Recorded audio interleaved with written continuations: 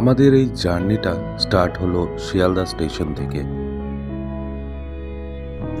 দার্জিলিং মেলে 3 tyre AC 3টে ticket কেটেছিলাম। আমার ছেলের বয়স 4 বছর হওয়াতে সে ফ্রিতেই ট্রাভেল করেছে।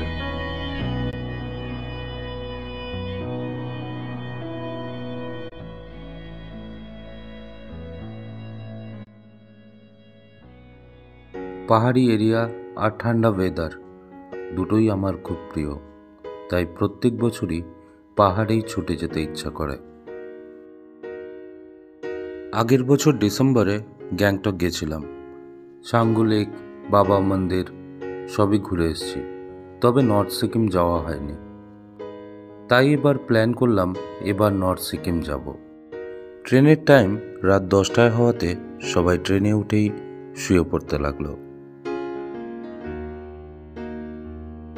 ভোরের আলো ফুটতেই আয়ুষের দুষ্টুমি শুরু হয়ে গেল, আর তার সাথে আমাদের আনন্দটাও যেন বেড়ে চলেছিল। ট্রেনের রুটে কাজ চলার জন্য ট্রেন 4 ঘন্টা লেট ছিল।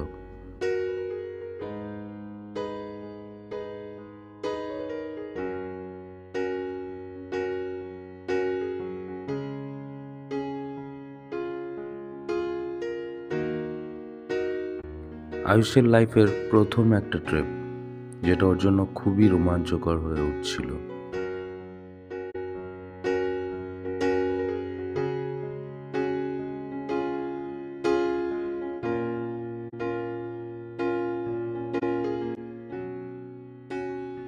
এনজেপিতে নেমে মাথাপিছু 500 টাকা করে দিয়ে শেয়ার গাড়িতে গ্যাংটকের পথে রওনা হলাম।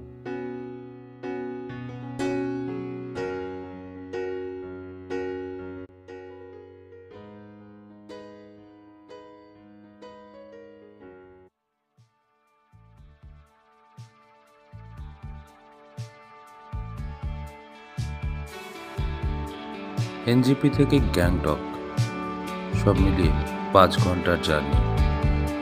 এদিকে রাস্তাটাও খুব একটা ভালো না, যেন ভেবেই কেমন একটা লাগছিল। শুধু মনে হচ্ছিল ট্রেনটা যদি ডাইরেক্ট গ্যাংটক গিয়ে থামতো তাহলে যেন খুবই ভালো হতো।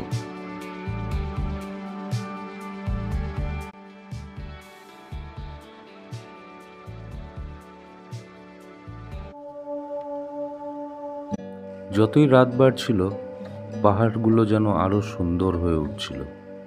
পাহাড়ের এই আলো আর অন্ধকার রাস্তা সব মিলে যেন সারা বছরের ক্লান্তিটা দূর করে দিচ্ছিল। গ্যাংটক পৌঁছে চ্যাংলো চ্যান নামে এই হোটেলটায় 1300 টাকা পার ডে হিসাবে রুম পেলাম। রুমটা খুবই সুন্দর ছিল। হোটেলের ডিটেলস ডেসক্রিপশনে অ্যাড আছে, আপনারা চাইলে কন্ট্যাক্ট করে নেবেন। রুমে পৌঁছেই এমজি রোড দেখতে বেরিয়ে গেলাম সবাই মিলে।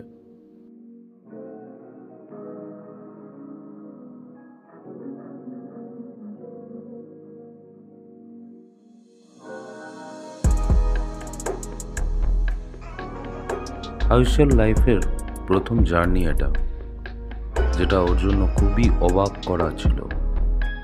প্রত্যেকটা জিনিস অবাক হয়ে দেখছিল সে। এমজি রোডে ঘুরতে ঘুরতেই আমি নেক্সট দিন ঘুরতে যাওয়ার প্ল্যানটা করে ফেললাম। প্ল্যান করলাম নেক্সট দিন লোকাল গ্যাংটকের সাইট সিং করব, আর সেই মতেই 1000 টাকা দিয়ে একটা লোকাল গাড়ি বুক করে নিলাম।